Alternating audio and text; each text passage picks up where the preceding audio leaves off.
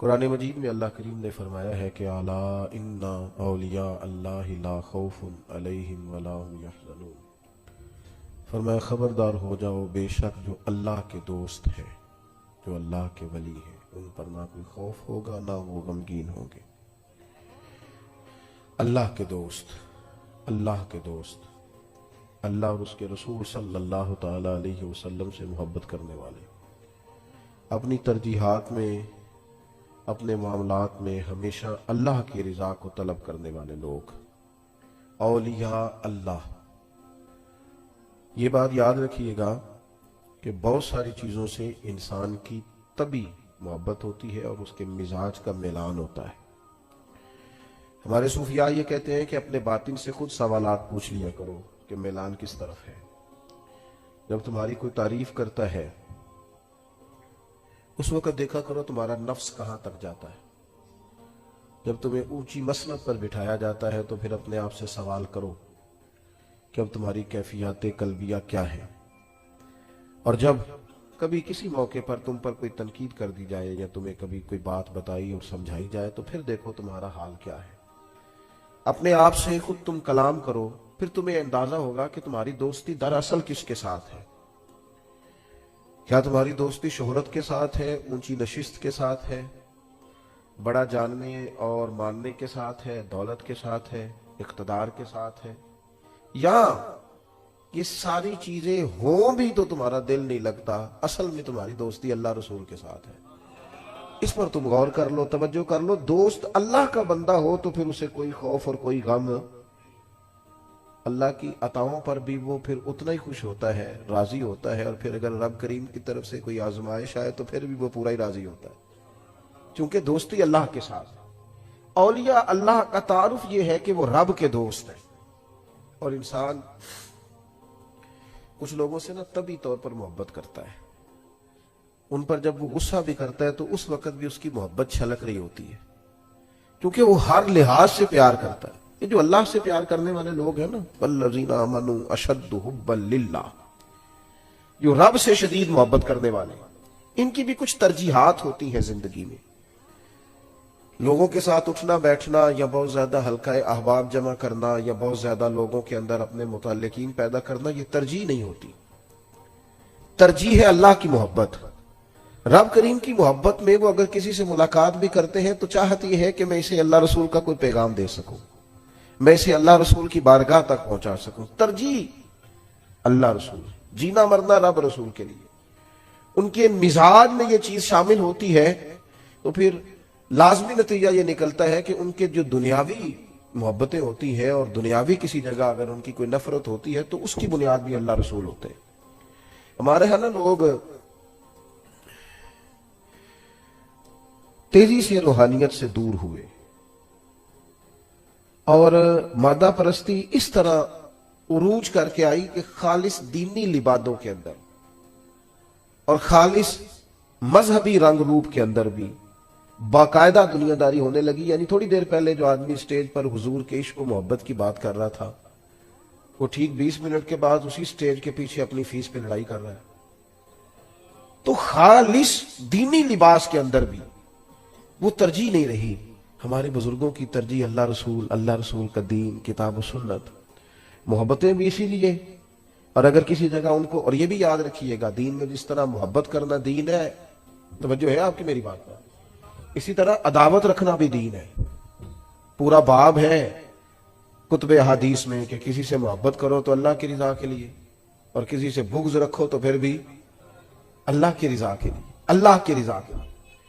ان لوگوں نے پھر چونکہ ترجیح اللہ رسول تھے تو ذرا دین میں وسعت آئی تو یہ لوگ خوش ہوئے، کچھ لوگ دین کے قریب ہوئے تو اللہ والے خوش ہوئے۔ اگر کسی شخص نے دین سے کچھ بغاوت کی تو اس پر ناراض ہوئے۔ ترجیح رب رسول ہے، چونکہ دوستی اللہ رسول کے ساتھ۔ اس لیے ان بزرگوں نے پھر ہمیشہ وہی کام کیے جو انہیں اللہ اور اس کے پیارے رسول کی بارگاہ کے قریب لے کے جاتے۔ میں نے چند ایک گزارشات آپ سے عرض کرنی ہے۔ سب سے پہلی بات یہ ہے کہ رب رسول کے قریب جانے کے لیے علم کی ضرورت ہے۔ آپ کو ان رستوں کا پتہ ہونا چاہیے جو رستے اللہ رسول کی جانب جاتے ہیں۔ اگر کسی شخص کو معرفت علم نصیب نہیں ہے نا، اسے پتہ نہیں ہے، جو جانتا نہیں ہے وہ وہاں تک جائے گا کیسے؟ بہت سارے کام ایسے ہیں جن کو لوگ خیر کا کام سمجھ رہے ہوتے ہیں اپنی طرف سے، لیکن چونکہ دین کا علم پوری طرح نہیں رکھتے تو اس خیر کے کام میں بھی بعض اوقات کوتاہی کر لیتے ہیں۔ اگر دین کا علم پہلے حاصل کیا جائے تو شریعت اسلامیہ نے جہاں حکم دیا ہے نا آپ کو محبت کرنے کا، وہاں یہ بھی پتا چلے گا کہ نبی پاک علیہ السلام نے فرمایا تمہارا ڈنڈا بھی گھر میں لٹکنا چاہیے۔ تم بالکل، تمہارا مزاج یہ نہیں ہو جانا چاہیے کہ درویشی شاید اس چیز کا نام ہے کہ میں نے ہر وقت معاف ہی کرنا ہے۔ جس طرح محبت دین ہے، غیرت بھی دین ہے۔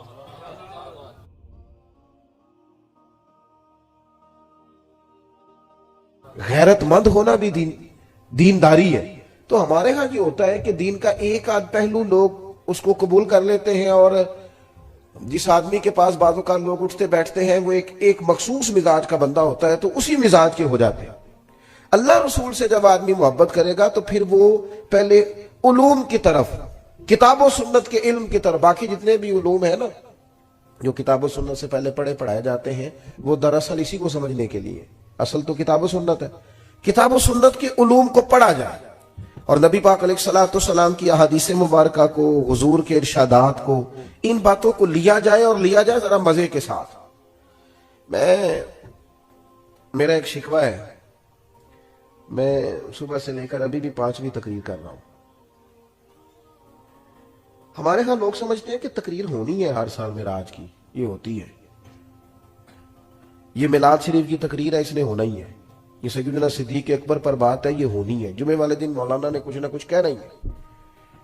وہ اس کی جو خاص لذت ہے نا، آپ ذرا میری بات پر توجہ فرمائیں، اس کی جو خاص لذت ہے نا، وہ جو کیف ہے، یعنی امام بخاری حدیث لکھنے لگے ہیں اور یہ نبی پاک نے کہیں نہیں فرمایا کہ تم میری بات لکھنا یا میری بات کو آگے بیان کرنا تو پہلے غسل کرنا، پھر تم خوشبو لگانا، پھر تم احترام سے بیٹھنا، پھر اس کے بعد اس کو لکھنا، حضور نے نہیں فرمایا۔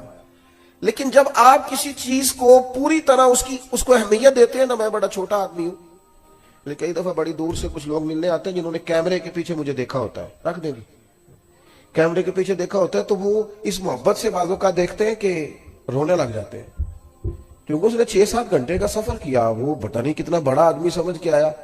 وہ جب اس کے پیچھے ایک پورا منظر ہوتا ہے تو بندہ ملاقات کرتا ہے تو کئی دفعہ قابو نہیں رکھ پاتا۔ میری بات کو سمجھیں، امام صاحب نے، امام بخاری نے جب بھی کوئی حدیث لکھی ہے نا، یہ جوانوں دیکھو میں کیا کہہ رہا ہوں، جب بھی، اور یہ 1-2 حدیث نہیں، یہ ہزاروں میں، جب بھی کوئی حدیث لکھی ہے پہلے انہوں نے اٹھ کے غسل کیا ہے، پھر انہوں نے خوشبو لگائی ہے، پھر انہوں نے بیٹھ کے رسول اللہ کی اس حدیث کو لکھا ہے۔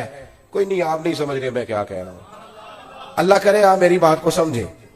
یعنی میں نے کہا چلو شادی پہ چلیں تو اس نے کہا میرے کپڑے ہی نہیں بھی آتے جانے والے، اور چلنا یار یہ قریب ہی تو جانا ہے، اس نے کہا نہیں میں نہیں ایسے جاتا، میں تو پہلے غسل کروں گا، دھلا ہوا لباس پہنوں گا، بلکہ بتی گئی ہے، کپڑے صاف ہے، صرف لائٹ آف ہے۔ وہ کہتا جب تک استری نہیں نہ ہوتے میں نہیں جاتا، چونکہ وہ جی کیوں جی، کہتا بندہ اچھا نہیں لگتا، بندہ اچھا تو چلو جی اگر کپڑے بدل کے استری کر کے چلے جائیں تو پھر سارے ولی مان لیتے ہیں، پھر اچھا ہو جاتا ہے بندہ۔ آپ میری بات کو سمجھیں، ایک اہمیت ہے کہ نکاح ہے، شادی ہے، عید ہے، جمعہ ہے، اس میں یوں نہیں جایا جائے گا، اور ایک خیال یہ ہے کہ میں نے مدینے والے کی بارگاہ میں پیش ہونا ہے۔ اس ذوق سے ہمارے بزرگوں نے حضور کی بات کو لیا کہ انہوں نے پہلے غسل کیا۔ امام مالک سے کوئی مسئلہ پوچھنے آتا، پوچھتے اس سے پوچھو فقہ کی بات پوچھنی ہے، حضور ہاں تو بتا دی، حضور اس نے حدیث پاک پوچھنی ہے۔ تو چھوٹی سی محفل کے لیے ممبر نہیں لگایا جاتا، 2 بندے سامنے بیٹھے ہوں تو مولوی صاحب سے کہیں بھی نہ کوئی بات سناؤ تو وہ سادی سی کر کے گزر جاتے ہیں۔ امام صاحب کہتے حدیث یعنی میرے نبی کی باتیں، یعنی رسول پاک کی گفتگو، نہ میرے دل آمنہ کے لال کی باتیں کرے، حضور کی بات کرنی ہے، نبی پاک کی حدیث پاک۔ امام صاحب ممبر بچھواتے، امامہ باندھتے، خوشبو لگاتے، وہ آدمی سامنے بیٹھتا، پھر امام مالک رسول پاک کی حدیث بیان کرتے۔ جب آپ اس ذوق سے اللہ رسول کی بات لیں گے نا، اس طرح، یعنی بندے کا پیالہ سیدھا ہی نہ ہو اور وہ خیرات مانگنے آ جائے، اس کا چہرہ اس طرف اور وہ کہے جناب اگر مہربانی ہو تو دے دے، نہیں تو میں جا رہا ہوں، تو دیتا ہے کوئی؟ اس کے نا وہ کیفیت دیکھ کر، اس کا ذوق دیکھ کر، اس کا درد دیکھ کر، اس کا ذوق دیکھ، حضور کی حدیث سے، قرآن کی آیت سے جب تک یہ والا ذوق نہیں ہوتا، یعنی ہمیں صحیح حدیث میں ملتا ہے کہ ایک شخص مدینہ طیبہ میں رہتے تھے، پر انہیں پتہ چلا تھا کہ ایک بندے کے پاس حدیث ہے پر بندہ دمشق میں ہے، تو وہ ایک حضور کی حدیث لینے کے لیے مدینے سے دمشق آئے اور پوچھا کیسے آئے ہو؟ تو کہنے لگے مجھے پتہ چلا ہے آپ کے پاس حضور کی ایک حدیث ہے، مجھے وہ میرے نبی کی بات تو سنا دے، وہ ذرا حضور کا فرمان تو۔ ہمارے بزرگوں کا یہ جو آپ کا کیا خیال ہے کہ جو بابا تسبیح 24 گھنٹے پھیرے صرف وہی ولی ہے؟ وہ بھی بڑی بات ہے، لیکن یہ جو آپ کو کتابوں میں ہر وقت بیٹھے نظر آتے ہیں نا، یہ جو ہر وقت آپ کو لائبریریوں کے اندر موجود دکھائی دیتے ہیں، یہ جو ہر وقت شروحات کھولے ہوئے دکھائی دیتے ہیں، یہ شروحات نہیں کھولے ہوئے، یہ مدینے والے کی محبت کے نغمے تراش رہے ہیں اور پیار ان کا ہو رہا ہے حضور کے ساتھ۔ جب تک ہم اس ذوق سے دین، ہمارے بزرگوں کا نا یہ ایک خاصا رہا، اعلیٰ حضرت بریلوی رحمۃ اللہ علیہ سے کہا گیا کہ آپ قرآن مجید کا ترجمہ کریں، اردو میں اس ترجمے کو آپ کریں تاکہ لوگ استفادہ کر سکیں۔ تو فاضل بریلوی نے کیا کہا، ٹھیک ہے، بڑے عالم تھے نا، 100 کے قریب علوم جانتے تھے اور دسترس رکھتے تھے چیزوں پر، انہوں نے یہ نہیں کہا کہ یہ تو میری مطلب مٹھی کا کام ہے، معاذ اللہ ہو جائے گا، انہوں نے کہا یہ بڑا مشکل کام ہے بھائی، قرآن پاک کا۔ فرمانے لگے لکھنے والا بھی باوضو ہونا چاہیے، جو لکھا رہا ہے، جو بیٹھا ہے، جو امداد کر رہا ہے، جو کاغذ لا رہا ہے، جو چھپائی ہوگی، جو لے کے جائے گا، جو لائے گا، ہر آدمی طہارت والا ہونا چاہیے۔ فرمایا یہ جب چھپنے جائے گا تو اس وقت بھی سارے آداب کا خیال رکھا جائے، عام کتاب نہیں، اللہ کا کلام ہے۔ یہ ذوق، اذان شروع ہوگی، اذان سنو جی۔ ایک تو یہ کہ ان لوگوں نے نا بڑے ذوق سے اس کو نا بڑے پریم سے لیا، بڑے پیار سے لیا۔ ہم نا جب تک کتاب و سنت کو اس ذوق سے پڑھتے نہیں، سنتے نہیں اور وہ خاص شوق نہیں پیدا کرتے، وہ چیز نا طبیعت میں بیٹھے گی نہیں۔ دوسری پھر بات یہ تھی، کسی بندے کو کنفرم ہو جاتا ہے کہ یہ فلاں چیز میرے بچے کے لیے بڑی اچھی ہے اور فلاں اس کے لیے نقصان دہ ہے، اور بچہ خدا نخواستہ کسی وجہ سے بیمار ہے یا اس کا ضرورت مند ہے، آپ اندازہ کر لیں کہ وہ بندہ نا پھر پوری جد و جہد کرتا ہے، پوری کوشش کرتا ہے۔ ویسے تو اماں کا دل نہیں کرتا کہ ایک ہلکی سی سوئی بھی بچے کو چبھے، لیکن اگر ڈاکٹر کہہ دینا کہ مجبوری ہے تو پھر کئی دفعہ وہ خود پیر پکڑ کے بچے کو انجیکشن لگواتی ہے، اور جب اس نے لگوا لیا پھر اس کو سینے سے بھی لگاتی ہے، پیار بھی کرتی ہے، وہ کہتی ہے پتر یہ میری مجبوری تھی ورنہ میں چاہتی نہیں۔ جب کسی چیز کو وہ اپنے بچے کے لیے بڑا بہتر جانتے ہیں نا، آپ نے دیکھا نہیں ساری زندگی باپ پردیس میں گزارا ہے، ساری زندگی تکلیف میں گزاری ہے، کس لیے؟ کہ میرے بچے پڑھ جائیں، قابل ہو جائیں، آگے چلے جائیں۔ ہمارے بزرگوں کو چونکہ محبت اللہ رسول سے تھی تو جس شوق سے وہ دین کا علم پڑھتے تھے نا، پھر اس سے کہیں زیادہ ذوق کے ساتھ وہ دین کو پھیلایا بھی کرتے تھے۔ کسی بندے کے ساتھ بھی وہ اس طرح کا سلوک کرتے تھے کہ یہ بالکل بچہ ہے جو کہ دین نہیں پڑھا ہوا، تو وہ اس کو جب سمجھاتے تھے، قائل کرتے تھے، تو ایک پیچھے درد ہوتا تھا، ایک پیچھے ذوق ہوتا تھا۔ آپ کی توجہ ہے میری بات پر؟ ہمارے ہاں باللہ ماشاءاللہ میری طرح کے لوگ چونکہ تقریریں کرتے ہیں تو روایتی پن موضوع چل رہا ہے، ایک آج کل وہی موضوع بیان ہوتا ہے اگلے دن، اور قوم بھی یہی چاہتی ہوتی ہے کہ میں نے جانا ہے تو فلاں عنوان پر تقریر ہوگی اور پھر وہ 3 4 6 8 نقطے ہوں گے، اور اگر مولوی صاحب جوشیلے ہوں پھر تو کیا ہی بات ہے۔ اور جس طرح ہمارے ہاں اب علماء سے زیادہ جوشیلے نقیب مجلس ہوتے ہیں، تو اللہ کرے کہ وہ ایک جگہ ٹھہر کے نقابت کریں، ورنہ میری طرح کا بندہ تو ڈر رہا ہوتا ہے، تھوڑا ادھر چلے جاتے ہیں، پھر تھوڑا ادھر چلے جاتے ہیں، پھر ایک اور بڑی خوفناک بات کرتے ہیں، کہتے تگڑے ہو جو میں جملہ دینے لگا، تو کئی دفعہ ڈر لگتا ہے کہ جملہ دینے لگا ہے کہ بم چلانے لگا ہے کوئی، تو کہہ جو تو نے کہنا ہے۔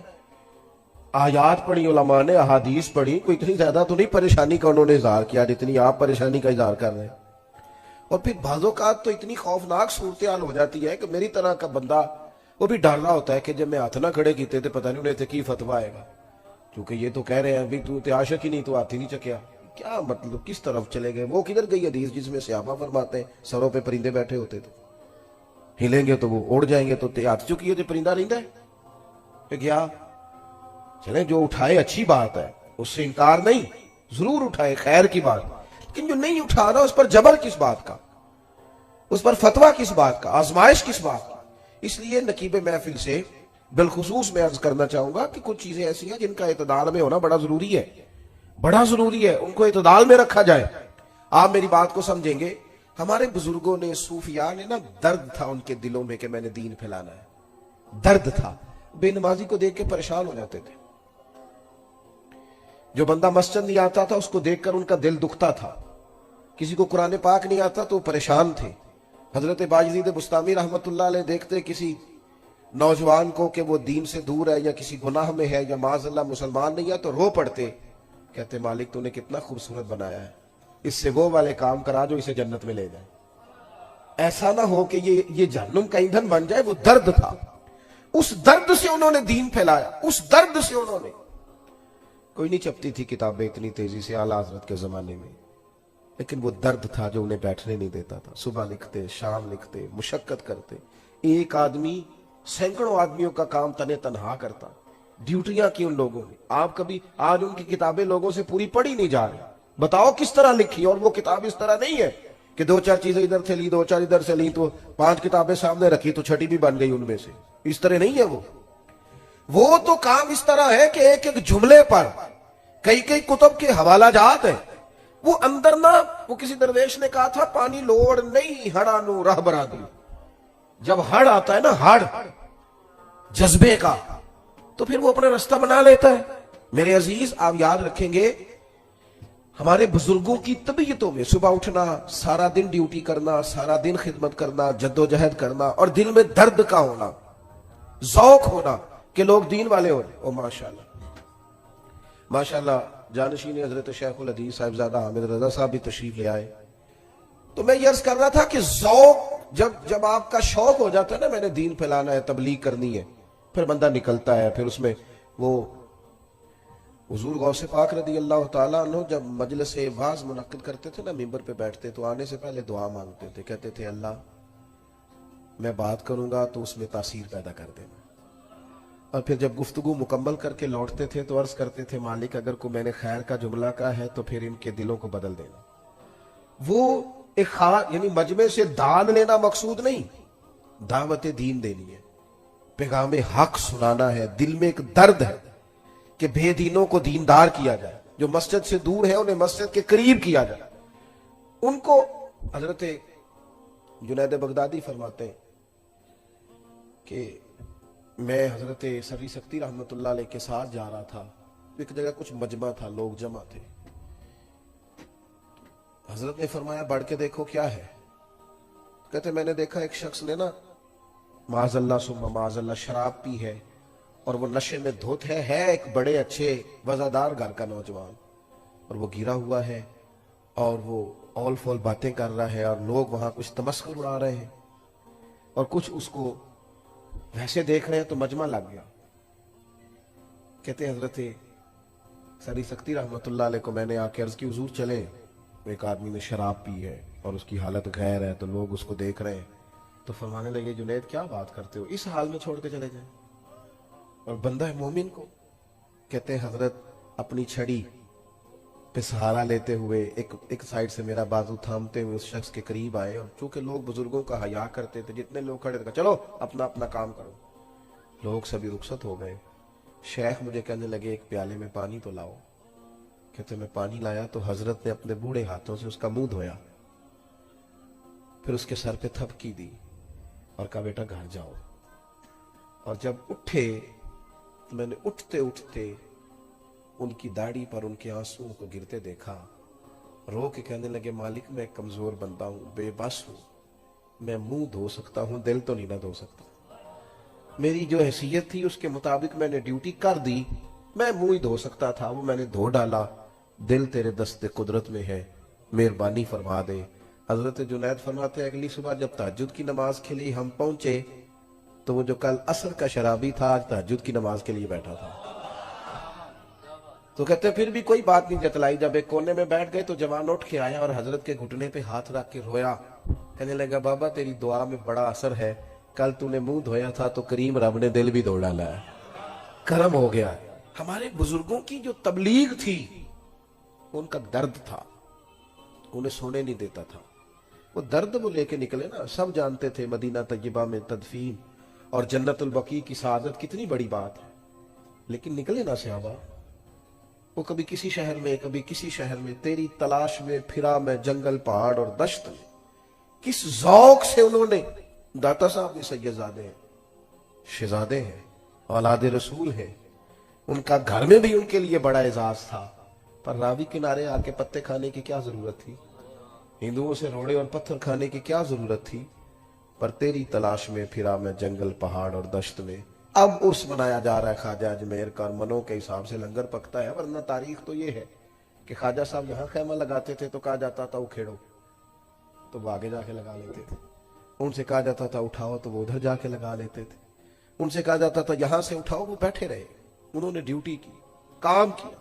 उन सारी तेज आंधियों के बीच उन्होंने आजान पढ़ी, और इतनी पढ़ी कि उस आजान पर नमाजियों में ख्वाजा कुतुबुद्दीन बख्तियार काकी भी आए, उन्हीं नमाजियों में बाबा फरीद भी आए, उन्हीं नमाजियों में नागपुर के दरवेश भी आए, और फिर उन्हीं नमाजियों में सुल्तान शहाबुद्दीन गौरी भी आए, और इस्लाम के झंडे को बुलंदी हुई। हमारा ना अपने वो, हम तो लोगों को दावत इस तरह देते हैं, तबलीग इस तरह करते हैं कि वो बिल्कुल आए ही ना। मैं रमजान शरीफ से एक जुमा पहले मिंबर की तरफ बढ़ रहा था, तो एक जवान ने ना मेरी वेस्ट कोट की जेब में रुक्का डाला। तो मैंने, सवाल होगा यकीनन, गुफ्तगू शुरू करने से पहले भी मैंने रुका खोला, तो कहने लगे पीर साहब ए हुण असीं ना कच्चियां नमाजियां भी मसीते होना है, कि पक्के आख्या जे जरा सानू घूरन ना ज्यादा, ये बड़ा घूरते हैं, और अंदर आते ही ये कहना शुरू कर देते हैं फसली बटेरे भी आ गए ना, क्योंकि इतने मेरी जगह इतने मैं रोज बहना, तू तो एक महीने लिए आया ना। ऐसा करे, अल्लाह की हुजूर दुआ क्यों ना करे कि जो आया है रब उस पे फजल फरमाए, और वो आ जाए, थोड़ी गुंजाइश क्यों ना दे, थोड़ा प्यार क्यों ना करे। ये जवान कोई गैर नहीं है, अपने हैं, नहीं है इनके चेहरे पे दाढ़ी और नहीं है इनके सर पे पगड़ी, लेकिन मैंने क्लीन शेव बच्चों को भी हुजूर की नात पे रोते देखा है। मैंने इन्हें भी उसी दर्द के साथ, उसी ज़ौक के साथ महबूब की याद में तड़पते देखा है। इस पर को किसी का कब्जा है कि मैं पगड़ी दाढ़ी वाला हूं तो मेरा कब्जा हो गया? हमारे सूफिया का, अल्लाह वालों का खास उसलूब दावत रहा। वो ज़ाज़ान नाम का गवैया था ना, तो बड़ी सुरीली आवाज थी और बड़ी दूर दूर से लोग आते थे। तो हजरत अब्दुल्ला इब्ने मसूद गुजरे, आपके कानों में आवाज गई तो खड़े होके पता क्या, तनकीद नहीं की।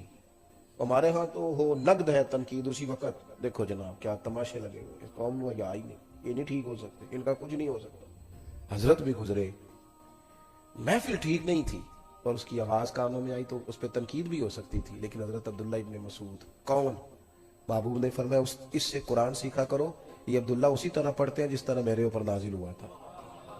और दरख्त पे चढ़े हुए थे हजरत अब्दुल्ला इब्ने मसूद मिसवाक लेने के लिए, तो पिंडलियां कुछ पतली पतली थी, तो बाज लोग देख के मुस्कुराए कि देखो कैसी छोटी छोटी टांगे।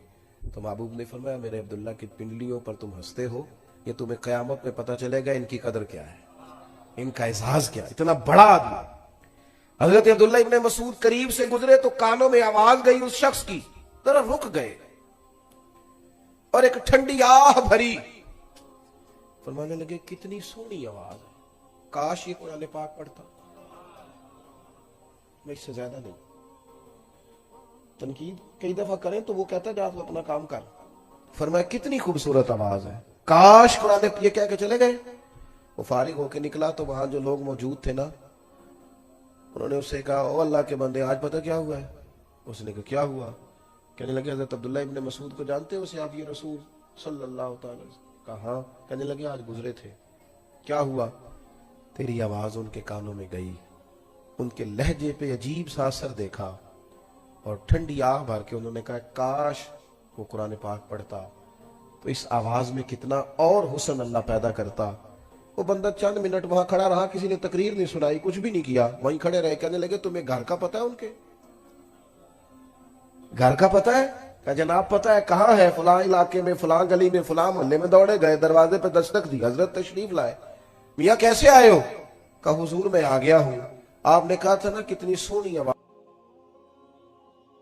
है, काश कुरान पढ़े, तो मैं आ गया हूं, पढ़ा दे मुझे कुरान पाक। अब कुरान पाक ही पढ़ा जाएगा। तीसरी बात, और इस पर मैंने अपनी बात को खत्म करना है, एक तो सीखें तो ज़ौक से, एक उसे फैलाएं तो ज़ौक से, और ये कि दीन के काम को ना, और दीन की दावत को اس کو مناسب منصوبہ بندی کے ساتھ آگے بڑھائیں، صرف اس کو تبرک نہ بنائیں، خالی تبرک نہ، ہر چیز کو لوگ منصوبہ بندی سے، کوشش اور کاوش سے آگے لے کے چلتے ہیں، لیکن دینی کام ایسا ہو جی اللہ کی سپرد کرو جی ہو جائے گا، بھئی ایسے تھوڑی ہوتا ہے۔ ہر چیز کے اندر لوگوں نے نظم پیدا کر لیا، ہر جگہ چیزیں مرتب ہو گئیں، طے ہو گئی، کیوں نہ ان چیزوں کو بھی طے کیا جائے۔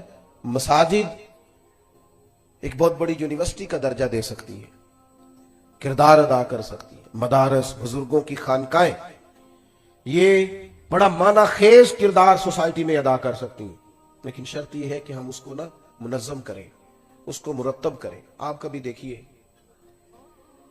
ہمارے بزرگوں کی صوفیاء کی زندگی میں جو چیز آپ کو بڑی زیادہ ملے گی وہ یہ ہے کہ انہوں نے وقت نہیں ضائع کیا، ٹائم نہیں ضائع کرتے تھے۔ یہ جو آج کل ترتیب ہوتی ہے نا جلسوں کی، محافل کی، پہلے مقامی نعت خواں، اس کے بعد قومی نعت خواں، پھر ہو سکے تو کوئی ایسا بھی آ جائے جس کو کہتے ہیں یہ چونکہ اب عالمی شہرت یافتہ ہے لہذا خصوصی خطاب کی باری آئے گی 1 بجے، اور نقیب محفل بیچارے کو چونکہ رٹے رٹائے جملے بولنے ہوتے ہیں، اس کی ڈیوٹی ہوتی ہے، تو وہ پھر 1:30 بجے رات کو کہہ رہا ہوتا ہے بلا تاخیر میں خطاب کی دعوت دیتا ہوں۔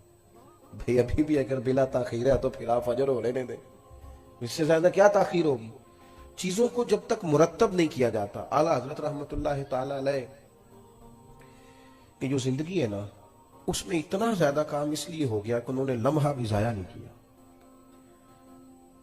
اور ایک ہوتی ہے کتاب، لوگ کتاب پڑھتے ہیں تو وہ چونکہ وہ صرف لفظ پڑھ رہے ہوتے ہیں، ذہن تو ویسے ہی کہیں اور گھوم رہا ہوتا ہے، اور تھوڑی دیر کتاب کھولی ہے بچے نے تو ساتھ ہی اس کے واٹس ایپ پہ میسج آ گیا، تو کدھر کتاب کی عبارت اسے یاد رہتی ہے، وہ تو فوری طور پہ بیچارہ اس نے رخ پھیر لیا۔ تو اس طرح مطالعہ نہیں ہوتا، پڑھا نہیں جاتا۔ اعلیٰ حضرت رحمت اللہ تعالی علیہ پہلی بھیت تشریف لے گئے تو 2 جلدوں کی ایک کتاب تھی، تو آپ نے وہ دیکھی تو فرمایا مجھے اگر یہ کتاب دے دی جائے تو میں پڑھ کے واپس کر دوں گا۔ تو کتاب جو علماء کتاب خریدتے ہیں وہ کتاب دینا بڑا مشکل کام ہے، یہ بڑا مشکل ہے، نہیں دیتے لوگ۔ اور چلے میری رائے کمزور ہے، بہرحال میری بھی رائے یہ ہے کہ نہیں دینی چاہیے۔ کسی نے اگر اس پہ حاشیہ لکھا ہے یا اپنی عبارتوں کو سیٹ کیا وہ دے دے گا تو وہ کئی دفعہ مشکل ہو جاتا ہے اس کا لوٹنا۔ تو وہ جن کے پاس کتاب تھی نا وہ کہنے لگے حضور آپ پھر بھیج دیں گے نا؟ تو حضرت فرمانے لگے تم فکر نہ کرو، مجھے پتہ ہے کتاب کے معاملے میں، تمہیں کتاب مل جائے گی۔ انہوں نے کہا جی میرے لیے اعزاز ہے اگر آپ میری کتاب سے مطالعہ کریں۔ وہ اتفاق کی بات یہ کہ شام کو ٹرین سے جانا تھا، وہ ٹرین ایک دن لیٹ ہو گئی، ایک رات اور ایک اگلا دن اور قیام کرنا پڑا۔ 2 جلدوں کی کتاب ہے، چلے 200 صفحہ بھی ہو ایک جلد میں۔ اگلے دن جاتی دفعہ اعلیٰ حضرت نے فرمایا مولانا یہ اپنی کتابیں رکھ لیں۔ کہنے لگے حضور وہ کل میں نے ذرا تردد کیا تھا، لگتا ہے آپ ناراض ہو گئے، آپ لے جائیں، میں مہربانی کریں، کوئی ایسی بات نہیں۔ فاضل بریلوی فرمانے لگے نہیں آپ غلط فہمی کا شکار ہے، میں نے اللہ کے فضل سے لفظ بلفظ پڑھ لیے، اور فرمایا میں نے اس طرح پڑھی ہے کہ گھر جانے تک اور وہاں جا کر 1 مہینے تک مجھے اس کے عنوانات یاد رہیں گے، اور میں کوشش کروں گا کہ اس کا جو لب لباب ہے میں اپنے ہاتھوں سے لکھ لوں، اس لیے کہ میں نے ذوق سے پڑھا ہے۔ میں نے یہ نظم جب آپ کی زندگی میں ہوتا ہے نا، آپ چیزوں کو مرتب کر کے لیتے ہیں، طے کر کے۔ حکیم الامت مفتی احمد یار خان صاحب نعیمی رحمت اللہ علیہ، مفتی صاحب جمعے کا خطبہ شروع کرتے تھے تو لوگ اپنی گھڑیاں ٹھیک کرتے تھے، کہتے تھے جب مفتی صاحب کہتے ہیں نحمدہ تو اس کا مطلب ہے پورا ایک ہو گیا، گھڑیاں لوگ ٹھیک کرتے تھے۔ وہ ایک جاٹ تھا، جٹ، ان کا طریقہ یہ ہوتا ہے کہ وصل کی نماز کے وقت دودھ دھوتے ہیں بھینسوں کا، تو وہ اپنے بیٹے سے کہتا ہے وہ کٹا چھاڑ ہوئے ٹائم ہو گئی مجھا چوڑے دا، وہ کہتا ہے بدیو جتے ہے سورج کھڑا ہو، کہتا نہیں پترا مفتی صاحب لنگ گئے نہیں، مفتی صاحب لنگ گئے نہیں، اثر دی نماز پڑھانے لئی ٹائم ہو گیا ہی۔ تو ایک کاری گھڑی ہوئے، اس نے گھڑی دیکھی تو کہنے لگے تو بالکل ٹھیک کہہ رہے ہیں۔ مفتی صاحب رحمت اللہ تعالی علیہ نے اپنی پوری زندگی میں یہ ترتیب رکھی، کسی کام کو مرتب نہیں کیا جاتا، طے نہیں کیا جاتا۔ اور گھروں میں بھی ہمارے ہاں ہم کہتے ہیں دیکھی جائے گی، ہو جائے گا، بچہ سوال پوچھ رہا ہے، ابا اسے کہہ رہا ہے یہ پیسے لے تو ٹافی کھا کے آ، وقت ہی نہیں دیا، اس کو سمجھایا ہی نہیں، اس کے ذہن میں ابھرتی ہوئی باتیں جو تھیں وہ اسی طرح ابھر گئی، وہ غلط رستہ اختیار کر گئی، وہ کچھ مطالبات کر رہا تھا، اس کی کچھ چاہتے تھی، لیکن ہم چیزوں کو مرتب ہی نہیں کر رہے۔ ہم نے اسے کہا کہ چلو ٹھیک ہے باہر سے کچھ کھانا ہے، یہ لو پیسے دو میرا بیٹا تم بھاگو کھاؤ، چیزوں کو وقت دیں. اس کے لیے ضروری ہے کہ بے مقصد اور لایانی مصروفیات کو چھوڑ دیں. کچھ ویڈیوز کم کر لیں جن میں ہنسی زیادہ آتی ہے، وہ دیکھنی ذرا کم کر لیں. کچھ جو صرف تفریح کے لیے کام ہے خدارہ انہیں چھوڑ دیں. کچھ کام جنہوں نے ہم سے ہمارے قریبی رشتے چھین لیے ہیں ان کو تھوڑا چھوڑ دیں. اگر ہمارے بزرگ بھی یہی کام کرتے تو اتنے بڑے بڑے کام. اور پھر میرا لکھنا نہیں، پڑھانا بھی، اور میرا پڑھانا نہیں، لوگوں کی ضروریات کا بھی خیال رکھنا، آنے جانے والوں سے ملاقات بھی کرنا، ان کا دکھ بھی سننا، اشک شوئی بھی کرنا، لوگوں کو تبلیغ بھی کرنا. یہ کم ہوتا ہے جب آپ چیزوں کو مرتب کر کے چلتے ہیں. تو یہ 3 باتیں میں نے آپ کی خدمت میں عرض کی ہیں. ایک تو دین کا علم سیکھیں تو ذرا ذوق ہو، ذرا توانا ہو، طبیعت شستہ ہو مزاج. اور دوسرا یہ کہ جب اس کی تبلیغ کریں تو وہ صرف جملوں کا ہیر پھیر نہ ہو، اس کے پیچھے درد بھی ہو. لفظ تاثیر سے بنتے ہیں، تلفظ سے نہیں. اہل دل آج بھی ہے اہل زبان سے آگے، اس کے پیچھے درد ہو. اور تیسری بات یہ کہ چیزوں کو مرتب کریں، ان کو طے کریں. جب تک ہم اپنے معاملات کو طے نہیں کرتے، مرتب نہیں کرتے، اتنی دیر تک بہت زیادہ مشقت کے باوجود بھی کام، محنت نہ بات ختم کرنے لگا تھا، محنت با مقصد ہونی چاہیے، بے مقصد نہیں ہونی چاہیے. اتنا کام کریں کہ وہ کام پوری طرح مرتب ہو، اس میں پوری ترتیب ہو، اس میں چیزیں. میں دوستوں سے اکثر کہا کرتا ہوں اگر ہم جمعے والے دن وقت پہ جانا شروع کر دیں گے تو انشاءاللہ خطیب صاحب بھی تیاری شروع کر دیں گے. انہیں اندازہ ہوگا کہ یہ بندہ پچھلی جمعے بھی یہاں پہلی صاحب میں بیٹھا تھا اور پوری بات سنی ہے، تو اب میں نے پچھلے جمعے والی نہیں کرنی، مجھے کچھ کتاب کو دیکھنا ہے، کچھ چیزوں کو لینا ہے. کئی دفعہ طلباء کے اٹھتے ہوئے سوالات بھی اساتذہ کو زیادہ مطالعے پہ مجبور کر دیتے ہیں. ان کے سوالات کے جوابات کے لیے بھی کئی دفعہ انسان زیادہ کتابیں کھولتا ہے. دعا یہ ہے کہ اللہ تعالی حضرت پیر سید فتح علی شاہ صاحب رحمت اللہ تعالی علیہ کے مزار پر انوار پر اپنی رحمتوں کا نزول فرمائے، آپ کے فیضان کو جاری و ساری فرمائے. ہم ایک سید زادے کے عرس میں آئے ہیں، اعلیٰ حضرت بریلوی کی نسبت رکھنے والے ایک عظیم بزرگ کی عرس میں آئے ہیں، اور یہ دعا لے کے آئے ہیں کہ اللہ تبارک و تعالی ہم سب سے بھی کوئی خیر کا کام لے لے اور ان بزرگوں کے رستوں کا اللہ ہمیں مسافر بنا دے. آخر دعوانا الحمدللہ. مان نہ کریو مایا، مان نہ کریو روپ گھنے دا، مان نہ کریو روپ گھنے دا، وارث کون حسن دا، سدا نہ ریسن شاخاں ہریاں، سدا نہ فنڈ چمن دا، سدا نہ ریسن شاخاں ہریاں، سدا نہ فنڈ چمن دا، سدا نرل سکھیاں بھیڑاں، سدا نرل سکھیاں بھیڑاں، سدا نی سر تے پانی